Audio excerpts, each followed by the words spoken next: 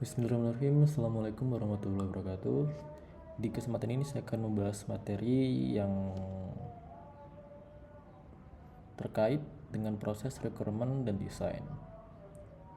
Nah, ini juga saya mengambil dari buku ACM 2013. Nah, pertanyaannya dalam materi ini, kenapa requirement dan desain tidak bisa dipisahkan secara kaku, atau bahkan kenapa desain itu perlu setelah requirement, kenapa nggak bisa dihilangin aja gitu. Nah, kita akan bahas nanti. Oke, jadi kalau dari sifat non-linearnya, penemuan berkelanjutan seringkali kebutuhan sistem itu atau fitur yang sebenarnya tidak bisa didefinisikan secara utuh dan sempurna di awal proyek. Jadi pemahaman yang lebih mendalam mengenai apa yang benar-benar dibutuhkan oleh sistem biasanya baru muncul justru setelah tim mulai merancang desain sistemnya. Proses mencoba mendesain inilah yang seringkali memicu penemuan kebutuhan baru yang sebelumnya terlewatkan.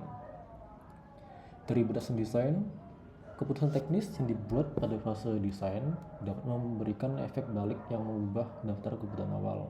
Sebagai contoh, jika arsitektur teknis yang dipilih atau infrastruktur perangkat keras yang tersedia ternyata memiliki keterbatasan dari segi kapasitas, biaya, ataupun keamanan, maka spesifikasi kebutuhan yang diminta di awal mau tidak mau harus dinegosiasikan ulang atau diubah menyesuaikan dengan realitas teknis tersebut.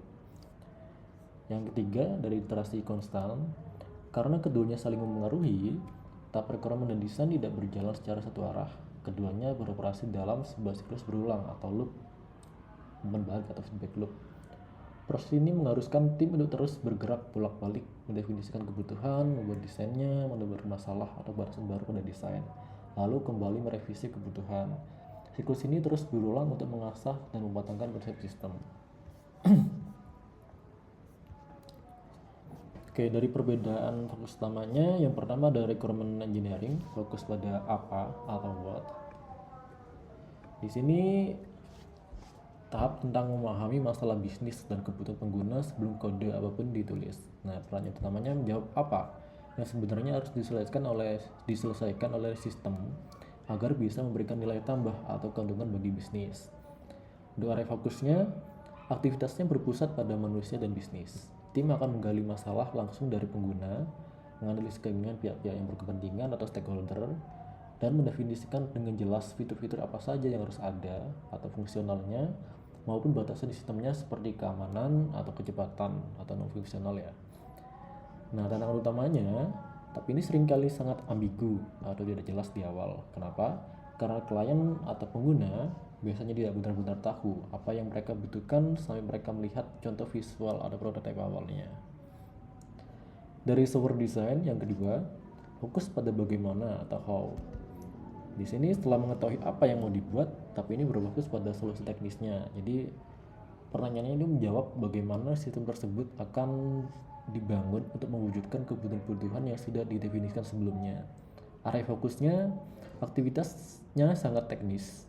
Tim akan membuat cetak biru atau blueprint, merancang struktur pangkalan data atau database gitu ya. Menyusun pola komponen tampilan antarmuka atau UI UX-nya hingga mengatur bagaimana berbagai layanan di dalam sistem akan saling berkomunikasi. Tantangan utamanya memilih alat dan teknologi yang paling tepat. Nah, pilihan arsitektur harus bisa memenuhi semua requirement saat ini, sekaligus memastikan keputusan tersebut tidak membebani sistem di masa depan yang berujung pada technical debt. Nah, kalau technical debt itu kan hutang teknis. Jadi temukan masalah teknis yang kedepannya itu akan bergerak di software gitu. Pendekatan dalam model proses, kalau yang awal ada plan driven atau waterfall. Pendekatan ini berfokus pada perencanaan awal yang linear, sangat matang dan terstruktur. Biasanya ada pembagian fase yang ketat, jadi tiap perancangan atau desain baru boleh dikerjakan jika dokumen spesifikasi kebutuhan atau SRS (Software Requirement Specification) sudah benar-benar selesai dan disetujui secara formal. Asumsi kebutuhan statisnya, model ini mengasumsikan bahwa permintaan atau kebutuhan klien sudah final dan tidak akan berubah di tengah jalan. Kelemahannya sangat rentan dan berisiko tinggi jika tiba-tiba ada perubahan kebutuhan mendadak dari klien, karena merombak sistem yang sudah berjalan Di model ini memakan waktu dan biaya yang sangat besar. Kalau yang kedua, agile atau iteratif, pendekatan ini kebalikan dari waterfall. Jadi lebih fleksibel, ada kolaborasi dan kecepatan adaptasi jadi prioritas utamanya. Jadi kalau di sini ada siklus pendek atau sprint. Ini tahap pencarian kebutuhan atau requirement dan perencanaan desain tidak bisa secara kaku. Keduanya dilebur atau dikerjakan bersamaan dalam siklus waktu pengerjaan yang pendek atau sprint. Desain yang berkembang, desain sistemnya tidak dikunci di awal, melainkan terus berevolusi seiring dengan bertambahnya pemahaman tim terhadap kebutuhan produk yang sebenarnya. Keunggulannya sangat responsif terhadap perubahan permintaan, sehingga sangat cocok untuk inovasi produk atau startup yang dinamis. Yang ketiga ada hybrid atau spiral V model ya. Pendekatan ini merupakan jalan tengah yang mengambil kelebihan dari model terencana atau waterfall dan model adaptif atau agile. Ini mengkombinasikan strategi atau menggabungkan perencanaan yang sistematis dan analisis yang mendalam dengan pembuatan prototipe yang dikembangkan secara berulang atau iteratif. Fokusnya pada manajemen risiko. Model ini sangat ideal digunakan untuk proyek berskala besar, tingkat enterprise biasanya, atau proyek sistem kritis di mana manajemen risiko ada forensik sistem dari keamanan atau kerugian finansial itu harus dikalkulasi dan dikontrol dengan sangat ketat sejak awal. Evolusi pembangunan sistem, yang pertama ada licitasi atau penggalan kebutuhan awal. Kondisinya pemahaman terhadap sistem masih sangat kasar dan belum terbentuk. Nah, aktivitasnya tim melakukan pengumpulan ide awal, mewawancarai calon pengguna atau klien, dan merumuskan visi produk secara garis besar atau makronya. Hasilnya, daftar kebutuhan atau requirement di tahap ini masih sangat abstrak karena pengguna biasanya hanya menceritakan masalah mereka tanpa tahu persis solusi seperti apa yang mereka butuhkan. Jadi cuma tahu masalahnya aja. Yang kedua, initial design. Di sini desain awal atau cepat gitu ya, desain cepatnya. Kondisinya berusaha mengubah kata-kata yang dari klien tadi, ide abstraknya menjadi gambar gitu, digambarkan. Aktivitasnya tim membuat coretan desain dasar seperti wireframe atau prototipe konseptual. Hasilnya tujuannya itu bukan membuat desain yang indah, yang udah colorful gitu, melainkan sekadar memvisualisasikan ide dasar secara cepat agar pengguna memiliki gambaran nyata tentang sistem yang sedang dibicarakan. Jadi sebagai jembatan untuk ada deal antara kita dengan klien gitu, biar ada satu kesepakatan. Yang ketiga, refine requirement, kebutuhan yang dipertajam.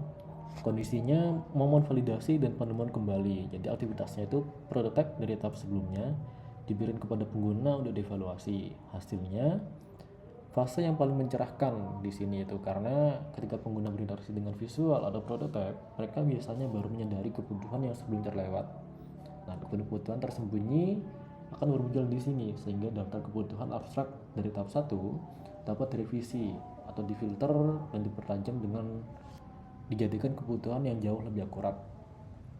Yang terakhir ada detail design. Kondisinya pemahaman sistem sudah sangat jelas dan disepakati. Aktivitasnya karena kebutuhan sudah divalidasi dan dipersempit di tahap sebelumnya, tim saat ini itu bisa fokus merancang jeroan sistemnya. Jadi detail desainnya sudah difokus di sana. Hasilnya pembuatan arsitektur sistem teknisnya solid seperti struktur database, backend-nya, decodingannya, terus ada eksekusi dari programmernya seperti apa. Nah, nanti ada di fase keempat ini.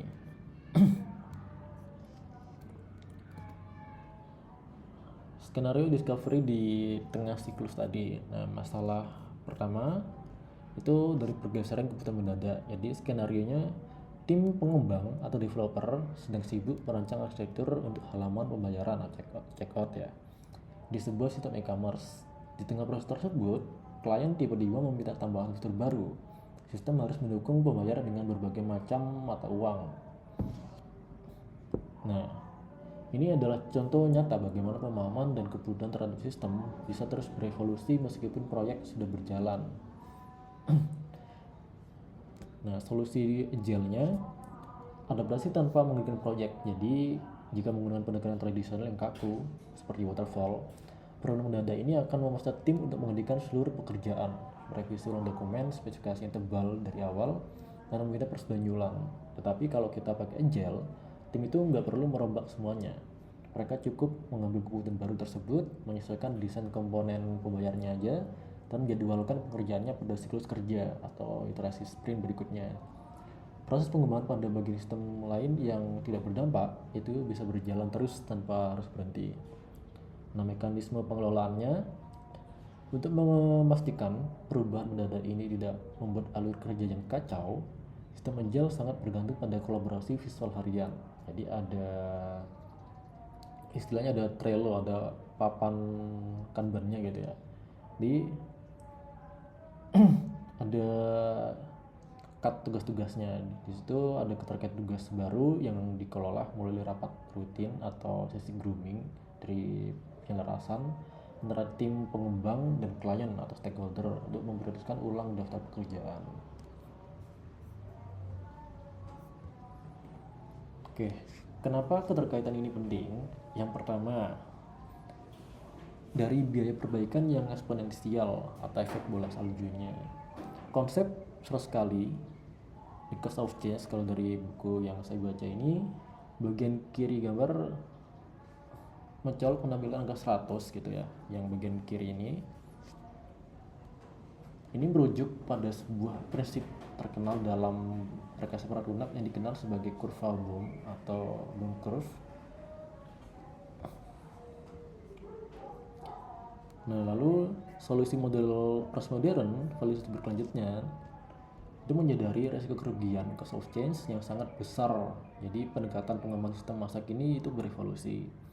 Validasi ulang secara konstan, model postmodern memaksa tahapan perancangan arsitektur untuk tidak bekerja secara tertutup. Jadi tim teknis itu diwajibkan untuk terus-menerus melihat kembali, mereview, dan memvalidasi ulang keputusan pengguna di setiap langkah pembangunan sistem.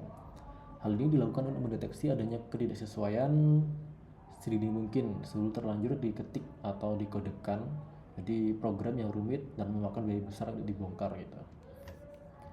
Oke, mungkin itu saja bisa saya sampaikan untuk materi keterkaitan proses, requirement dan desain. Kurang lebihnya saya mohon maaf. Saya akhiri. Wassalamualaikum warahmatullahi wabarakatuh.